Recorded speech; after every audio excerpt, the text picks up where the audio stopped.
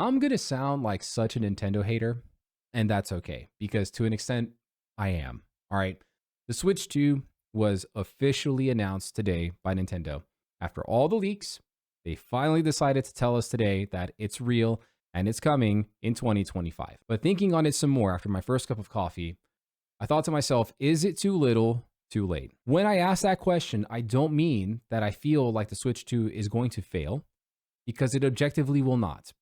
It's going to release and a lot of people will buy it, and it's going to be a commercially successful handheld. When I ask if it's too little too late, what I really mean is that I want you to think when the Switch originally came out, the landscape for gaming handhelds was very different back then compared to how it is now in 2025. Now in 2025, we have Steam Decks, we've got ROG Allies, we have Lenovo Legion Go's, we have a variety of other handheld gaming PCs at our beck and call, if you will. Okay, and they're expensive, but this guy apparently is going to be $400, so they're not that much more expensive now. You can go buy yourself a Steam Deck and have access to an entire library of games across years of gaming. The Nintendo Switch 2 comes out, and you'll have some backwards compatibility, and you'll be at the mercy of whatever does or does not release on the Nintendo Switch 2.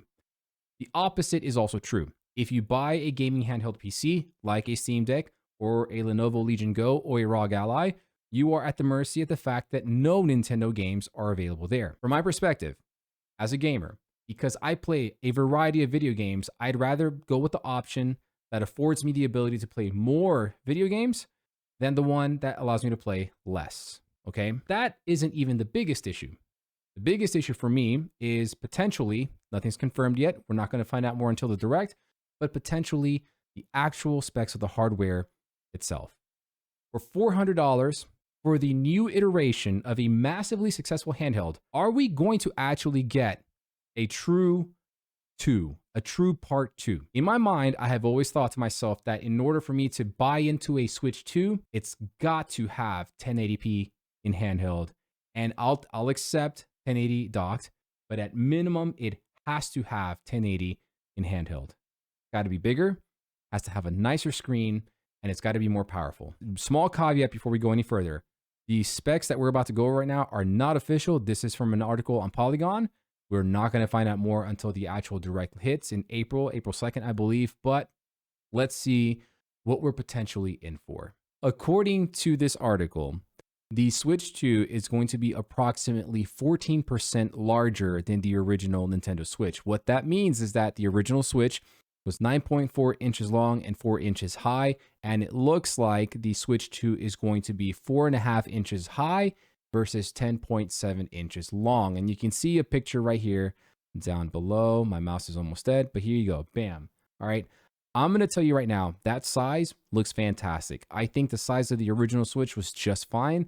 This is fantastic. I got big old hands, so I'm excited to see that the console is supposedly 14% larger. The Switch 2 will have a larger screen, reportedly an 8-inch LCD. The original Switch featured a 6.2-inch LCD, while the OLED Switch introduced in 2021 features a 7-inch screen. So an 8-inch LCD screen. So far, we're off to a great start. As far as the CPU and GPU is concerned, this is what powers this console, okay? The Switch 2 will be powered by an NVIDIA custom Tegra T239 processor, according to leaked details gleaned from the console's motherboard. That will put the system's processing power on par with previous generation consoles like the PlayStation 4 and Xbox One, according to analysts. But leaks suggest the Switch 2 will employ upscaling technology that can boost 720p resolution visuals up to 4K when docked using machine learning techniques. Here we go again. I say again because this is similar to the same issue or controversy some people are having with the new 50 series of NVIDIA cards that are coming towards the end of this month, where a lot of the power and a lot of the output from those cards is going to be heavily based off of the generated frames from its AI technology. That's a different topic for a different time. If this comes out and can only output in handheld mode 720p, I don't speak for the masses. I'm just giving you my opinion, but I will be massively disappointed. Okay? The ROG Ally, I believe, is able to do 1080 in handheld. The Lenovo Legion Go is able to do 1080 in handheld. Those two, I believe, are able to do 1080 handheld. There's no reason why the Nintendo Switch 2 can come out and not do the same, especially when the cost isn't that vastly different anymore. As far as storage is concerned, Nintendo hasn't announced how much internal storage the Switch 2 will boast, but like the original Switch, it will support expandable storage via SD cards. That's cool. I wish it could have been an SSD, but that's just me, but that's fine. All right.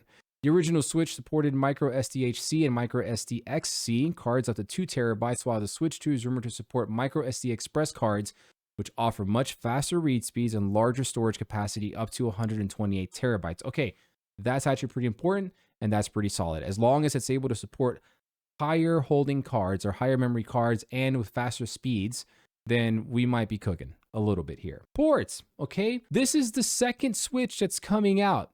This was the opportunity for Nintendo to learn from the feedback that I know they got.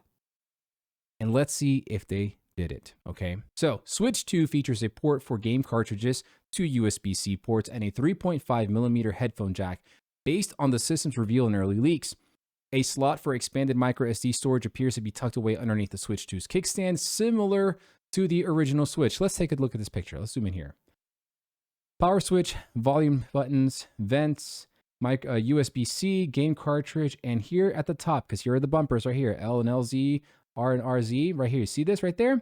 3.5mm jack at the top of the console, just like on the original Switch. Right there. You're not going to see it because of the light. There we go. Right there. Okay? There's my 3.5mm port. You know what the problem is with this? Let me demonstrate. Let's pretend for a moment I want to use these really cheap IEMs as my headphones when I'm moving around the world playing on my Nintendo Switch. I have to connect my IEMs to the top right here, and then the cable is going to have to sag around the back right here, okay? For this particular headphone or IEM, that's not much of a problem because we have a right-angled connection here, but more often than not, you don't get the luxury of a right-angled connection. You get a very normal straight connection. And so you've got a straight piece of rubber and metal poking out with something basically pulling down like this the entire time. Why could they just not pop it right here at the bottom? I know they've gotten that feedback. I know for a fact they've gotten that. They had the opportunity to do that and they did not.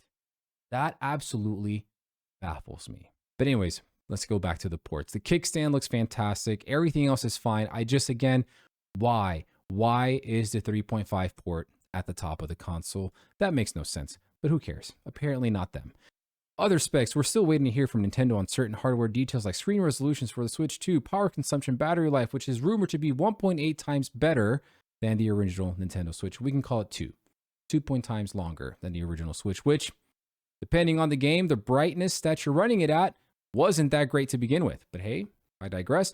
Charge time and wireless communications. This story will be updated as new details come in. Listen, man, this is rumored to be $400, okay?